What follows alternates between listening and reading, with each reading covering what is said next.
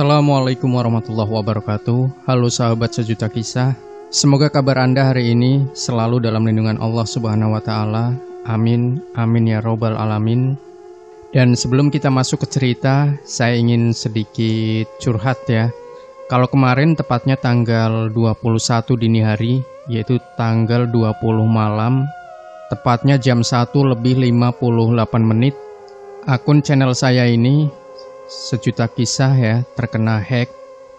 Dan saya baru tahu kalau channel ini ke-hack waktu baru bangun tidur, ketika saya melihat pemberitahuan dari Google.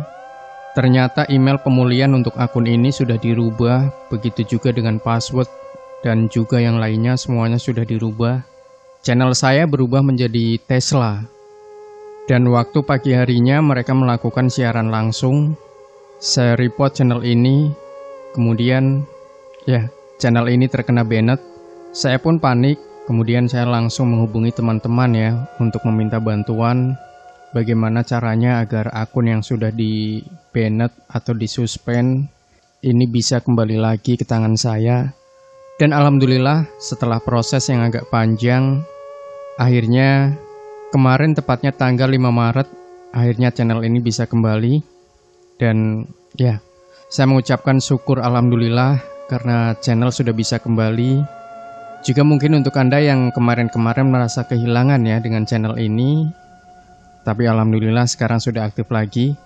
Sedikit curhat saya ini, dan sekarang langsung aja kita masuk ke cerita.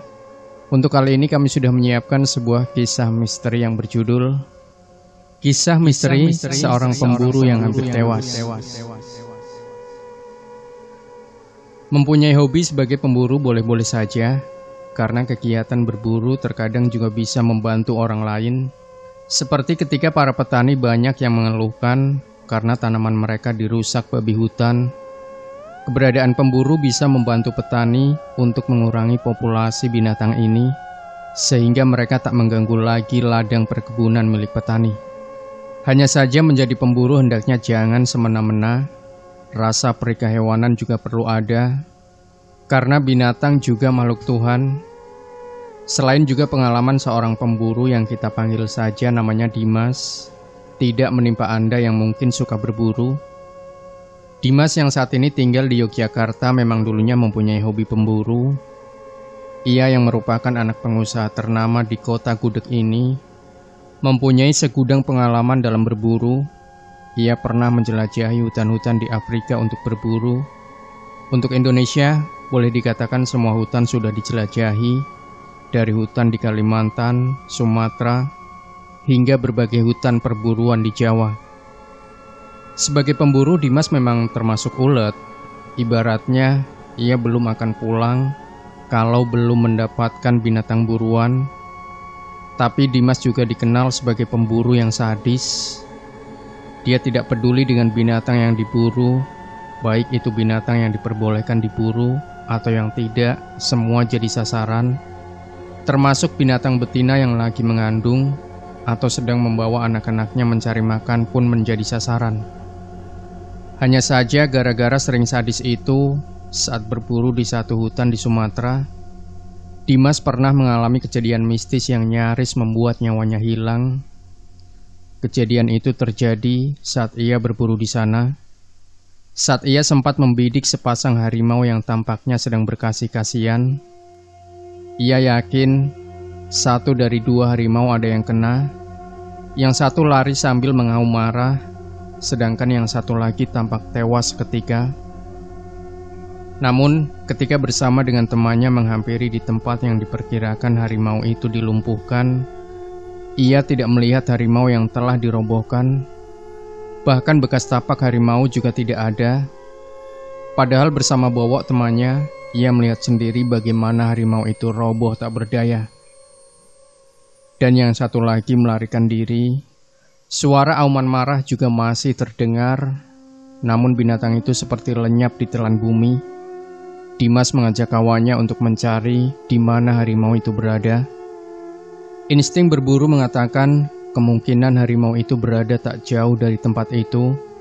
Namun temannya yang mempunyai naluri, kalau harimau itu bisa jadi merupakan harimau jadi-jadian, berusaha mencegah.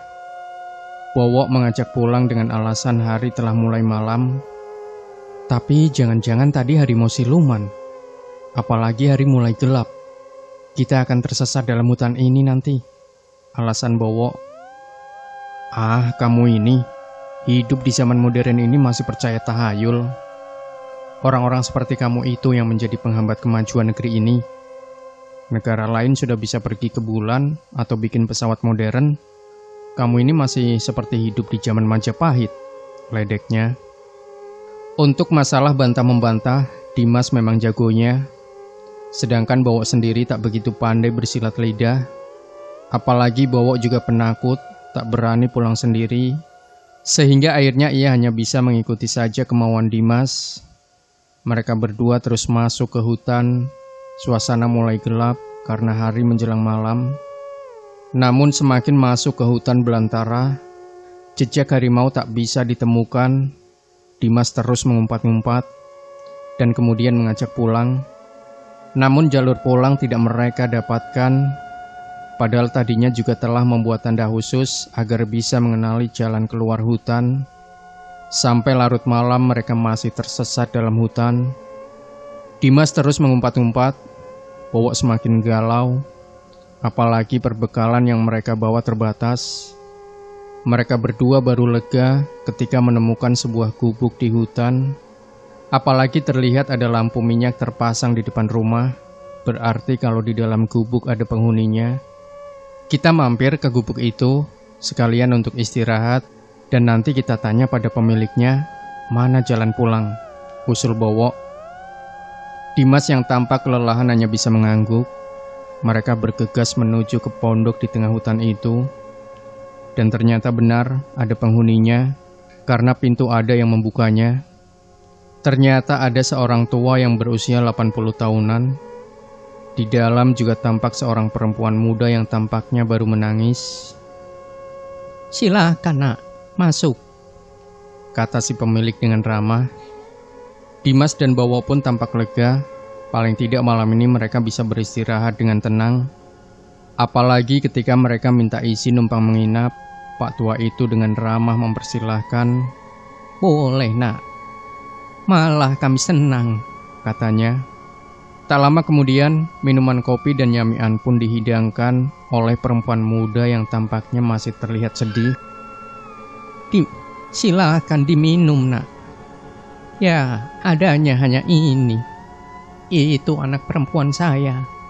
Kalau anak melihat dia tampak muram itu, karena sedih baru saja ditinggal mati tunangannya," bisik orang tua itu.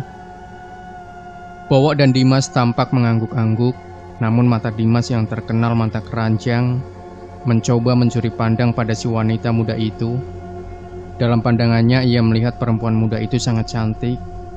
Wajahnya sangat mirip dengan Sarah Asyari, salah satu bintang film dan sinetron yang terkenal karena seksi itu. Ketika asik ngobrol, tiba-tiba Pak tua minta pamit. Katanya ingin melihat ladangnya di pinggir hutan. Bowo dan Dimas hanya bisa mengangguk-angguk. "Titip anak saya ya, pada anak berdua. Kalau bisa, hiburlah dia agar bisa melupakan kesedihannya." Setelah itu Pak tua itu mengambil caping dan keluar dari gubuk untuk menuju ladang. Ternyata walau mukanya masih terlihat sedih, perempuan muda itu mau diajak ngobrol. Apalagi Dimas yang terkenal playboy itu mampu mengajak menarik perempuan muda yang kemudian memperkenalkan diri dengan menur itu mau untuk diajak ngobrol. Kepandaian bicara Dimas juga wajah tampannya membuat obrolan yang tadinya bertiga jadi berdua. Karena Bowo jadi tersingkir dari gelanggang pembicaraan. Dalam istilah sekarang jadi obat nyamuk. Merasa tak dianggap, Bowo pun keluar rumah dengan alasan mencari angin. Sementara yang di dalam pembicaraan makin menarik. Bahkan sepasang anak cucu Adam itu mulai cubit-cubitan. Menur terlihat makin aleman. Dimas yang pandai merayu seperti di atas angin. Apalagi ketika Menur mengajak untuk bicara di dalam kamar. Bowo yang berada di luar sebenarnya memberi isyarat pada Dimas untuk tetap menjaga kesopanan, namun tak diindahkan. Bowo makin berdebar-debar. Jangan-jangan nanti kalau pulang dari ladang, Pak Tua mempergoki ulah Dimas dan Menur. Dengan hati mangkel, Bowok duduk di bangku panjang yang berada di tritisan. Tak lama ia pun tertidur. Paginya saat bangun, ternyata ia tertidur di bawah pohon. Rumah gubuk yang tadi ada itu ternyata merupakan gua. Ia kaget karena mendapatkan Dimas temannya tampak merintih kesakitan. Mukanya berdarah seperti dicakar-cakar binatang buas. Luka-luka mengerikan juga terlihat di sekujur tubuh yang lain, seperti dada, perut, dan kaki. Ia hanya bisa merintih tak berdaya. Bowok pun kesulitan untuk membawa pulang.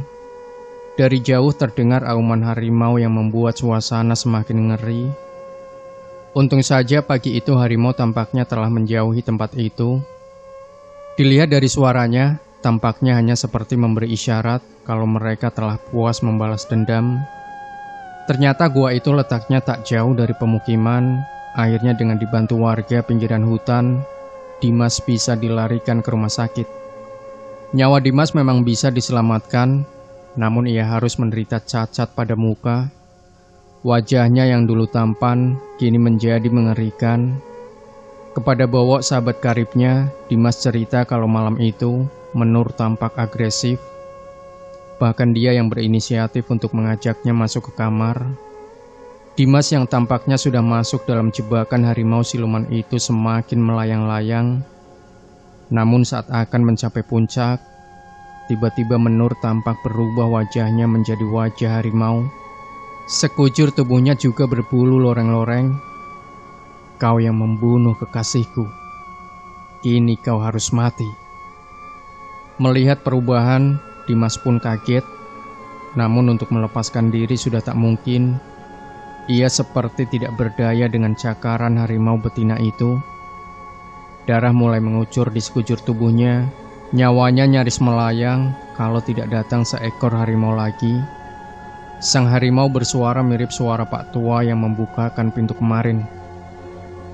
Sudahlah, dia sudah mendapat akibat yang telah diperbuat. Biarlah Tuhan yang menghukumnya nanti. Cerita Dimas dengan suara tangis terisak. Dua harimau itu kemudian meninggalkannya.